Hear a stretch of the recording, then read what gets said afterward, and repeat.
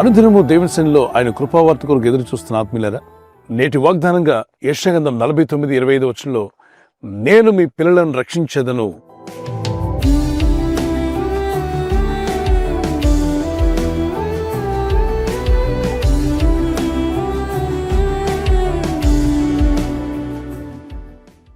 మోషే చిన్న బాలుడిగా ఉన్నప్పుడు ఆయన తల్లి 3 నెలలు మాత్రమే దాయగలిగిందట. ఎందుకంటే దుష్టుడైనటువంటి రాజు మగ శిశువులను చంపేయమన్నాడు. దీన్ని బట్టి తల్లిదండ్రులు ఎంతో ప్రయాసతో ఆ బిడ్డను 3 నెలలు దాయగలిగారు. తర్వాత ఇక దాచలేమని తెలుసుకుని ఆ బిడ్డను నైలు నది తీరంలో జనుము కనిపిస్తూ ఉంటుంది, జనుపు నారతో చేసిన ఒక తొట్టిని తయారు చేసింది. అది తేలుతూ ఉంటుంది నీటిలో.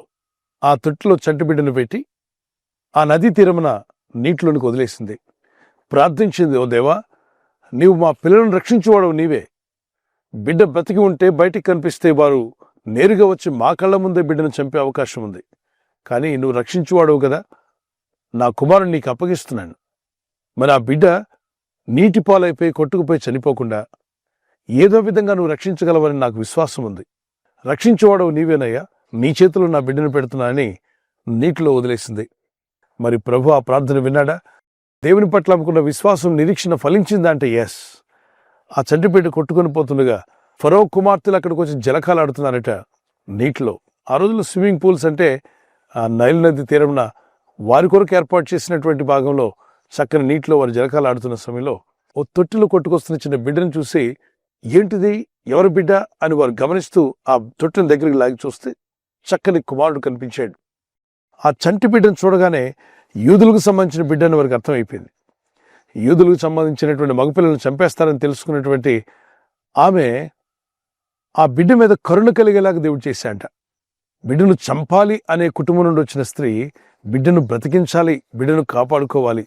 ఆమెకు పిల్లలు లేనట్టుగా ఉన్నారు, ఆ బిడ్డను తన బిడ్డగా పెంచుకోవాలనే ఒక ప్రేరేపణ ప్రభు కలుగు చేశాడు. చూసారా, శత్రువులు ఇంట్లోనే దేవుడు ఆ బిడ్డను పెంచడం ప్రారంభించాడు. ఎవరైతే మగ బిడ్డలను చంపేయండి అని ఆజ్ఞాపించాడో వారింట్లోనే చంపబడవలసిన వాడు పెంచబడుతున్నాడు. దేవుని కనికరం అలాంటిది.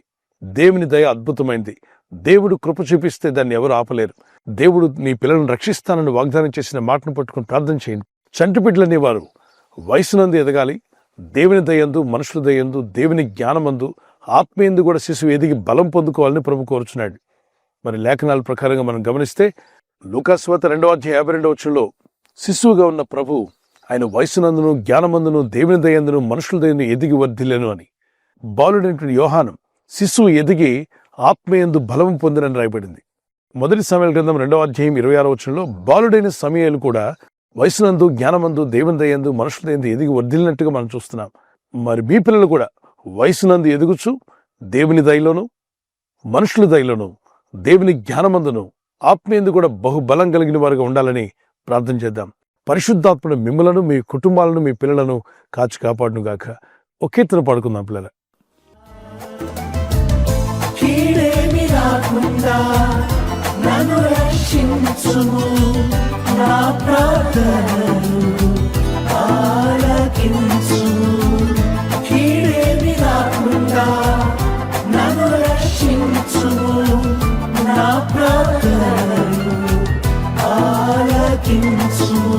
యేసయ్యా యేసయ్యా నా దేవుడ నీవెనయ్యా, యేసయ్యా యేసయ్యా నీకే నా స్తోత్రమయ్యా, యేసయ్యా యేసయ్యా నా దేవుడ నీవెనయ్యా, యేసయ్యా యేసయ్యా నీకే నా స్తోత్రమయ్యా.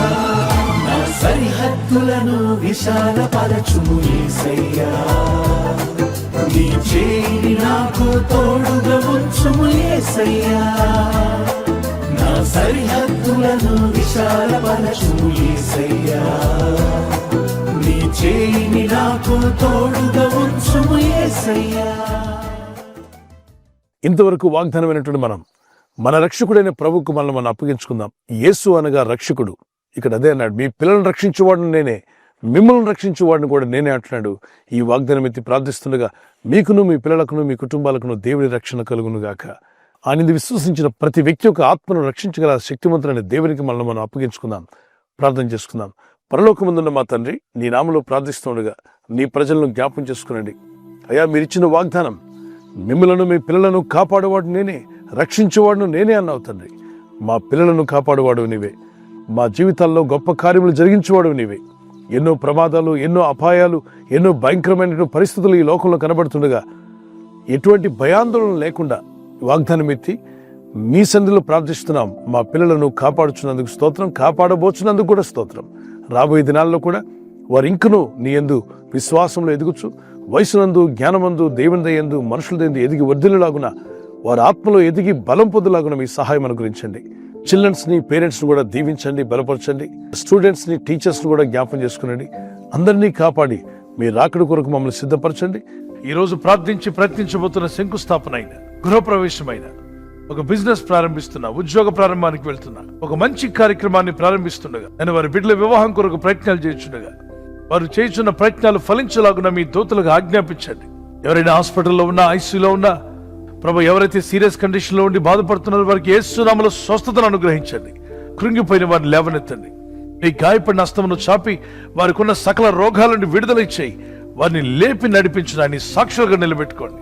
ఈ ఉదయకాలం ప్రతి రోగి యేసు నామములో స్వస్థత నొందునుగాక.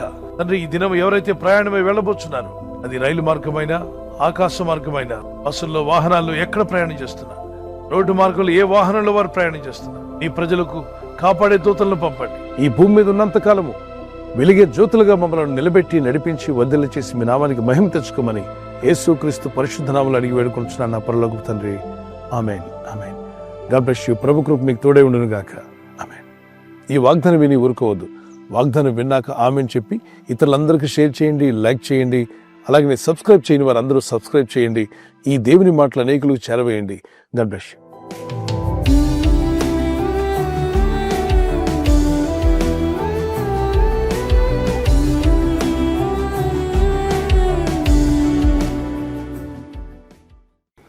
We wish you a happy birthday to you. Many more returns of the day. God bless you. మీకు వాగ్దానము యెషయా 62:3 నీవు యెహోవా చేతిలో భూషణ కిరీటముగాను, నీ దేవుని చేతిలో రాజకీయ మకుటముగాను నుందువు. Wonderful promise. ఈ వాగ్దానం పట్టుకుని ప్రార్థన చేయండి. ప్రభువా, నీ చేతిలో అద్భుతమైనటువంటి భూషణ కిరీటముగా, నా దేవుని చేతిలో రాజకీయ మకుటముగా నన్ను ఆశీర్వదించండి, దీవించమని ఈ వాగ్దానం పట్టుకొని దేవుని సన్నిధిలో ప్రార్థన చేయండి. May the Lord continue to bless you with a long life. ఈ వాగ్దానం ఎత్తి ప్రార్థిస్తూ ఉండగా, వాక్యానికి లోబడుతూ ఉండగా, ఒక నూతన సంవత్సరంతో పాటు నూతన జీవితాన్ని, నూతన హృదయాన్ని, నూతన మనసును ప్రభు మీకు ఇచ్చి మిమ్మల్ని ఆశీర్వదించి బలపరిచి దీవించునుగాక. ఆమేన్. మరి యానివర్సరీ జరుపుకునే వారికి happy wedding anniversary. Many more returns of the day. God bless you. మీకు దేవుడిచ్చిన వాగ్దానము సామెత 3:33 నీతిమంతుల నివాస స్థలము ఆయన ఆశీర్వదించును. ఈ రోజు నుండి వాక్యానుసారంగా ముందుకు సాగండి. అద్భుతమైన దీవెనలు మీరు పొందుకుంటారు. భర్త భార్యను ప్రేమించాలి, భార్య భర్తకు లోబడాలన్న వాక్యానికి మీరు విధులైనట్లయితే అద్భుతమైన ఆశీర్వాదకరమైన దీవెనలు మీ గృహంలో, మీ దాంపత్య జీవితంలో ప్రభు ఇచ్చే మిమ్మల్ని ఆదర్శ దంపతులుగా ప్రభు నడిపించునుగాక. God bless you. ఈ ఛానల్ మీరు సబ్స్క్రైబ్ చేసుకోవడం వలన 2 పనులు జరుగుతున్నాయి. ఒకటి, సువార్త జరుగుతున్నది, ఆత్మలు రక్షించబడుతున్నాయి. రెండవది, పేదలకు, అనాథలకు ఈ ఛానల్ ద్వారా సహకారం అందించడం జరుగుతుంది. మనం సబ్స్క్రైబ్ చేసుకోవడం వలన అందరికీ సహాయం చేసిన వారమవుతున్నాం. ఖచ్చితంగా ఈ యూట్యూబ్ ఛానల్ ను సబ్స్క్రైబ్ చేసుకొని బెల్ బటన్ ను క్లిక్ చేయండి. మీకు వెంటనే మెసేజెస్ పంపబడతాయి.